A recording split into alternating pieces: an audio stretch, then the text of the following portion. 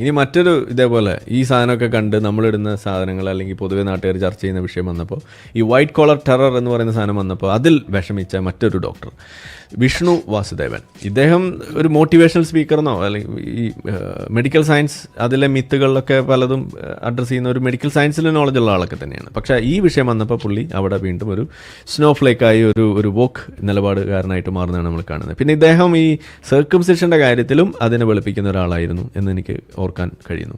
കാരണം അതിനെന്താ കുഴപ്പം എന്ന് ചോദിക്കുന്ന ടീമാണ്. ഓക്കെ, പോട്ടെ.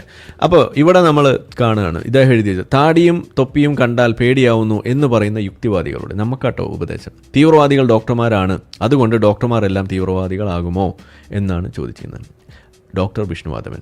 ഇനി ഈ സ്റ്റേറ്റ്മെൻ്റ് ഒന്ന് നോക്കൂ. തീവ്രവാദികൾ ഡോക്ടർമാരാണ്, അതുകൊണ്ട് ഡോക്ടർമാർ എല്ലാം തീവ്രവാദികളാകുമോ? എന്താ ഇപ്പോൾ ഇതിൻ്റെ കഥ? ഈ സ്റ്റേറ്റ്മെന്റ് എന്താ?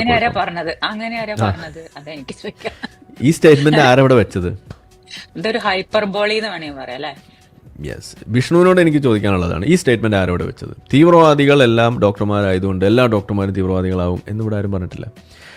അതായത് തീവ്രവാദികളായി പിടിക്കപ്പെട്ട ഡോക്ടർമാരെല്ലാം മുസ്ലിങ്ങളായതുകൊണ്ട് മുസ്ലിങ്ങളായിട്ടുള്ള ഡോക്ടർമാർ അവരിൽ തീവ്രവാദികൾ ഉണ്ടാകാനുള്ള സാധ്യത ഉണ്ടെന്നാണ് നമ്മളിവിടെ പറഞ്ഞു വെച്ചത്. അത് സാധ്യത പൊട്ടൻഷ്യൽ എന്നാണ് പറഞ്ഞത്. മുസ്ലിം ഡോക്ടർമാരെടുത്ത് പോകരുത്, അവരെല്ലാരും ആരും പറഞ്ഞിട്ടില്ല.